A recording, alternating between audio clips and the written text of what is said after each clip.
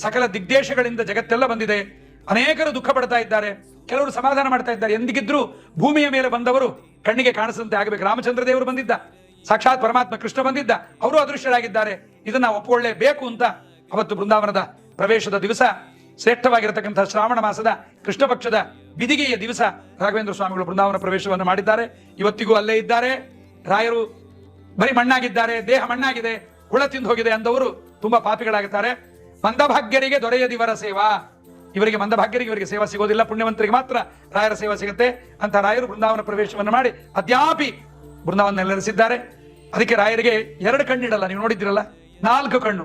ಬಹುಜನರು ಬಂದಾಗ ನೋಡ್ಲಿಕ್ಕೋಸ್ಕರವಾಗಿ 4 ಕಣ್ಣನ್ನ ರಾಯರಿಗೆ ಇಡ್ತಾರೆ. ಬಹುಜನರನ್ನ ರಾಯರು ಬಹುಕಣ್ಣಿನಿಂದ ನೋಡ ಅನುಗ್ರಹ ಮಾಡ್ತಾರೆ. ಈಗ ಬೃಂದಾವನದ ಒಳಗೆ ರಾಯರು ಇನ್ನೂ ಇರುವುದು ಎಷ್ಟು ದಿವಸ ಅನ್ನೋದು ರಾಯರೇ ಹೇಳಿದ್ದಾರೆ. ಈಗ 345-48 ವರ್ಷಗಳಾಗಿದೆ. ಒಟ್ಟು ರಾಯರು 700 ವರ್ಷಗಳ ಕಾಲ ಭೂಮಿಯಲ್ಲಿ ಇರ್ತಾರೆ ಅಂತ ಲೆಕ್ಕಾಚಾರ.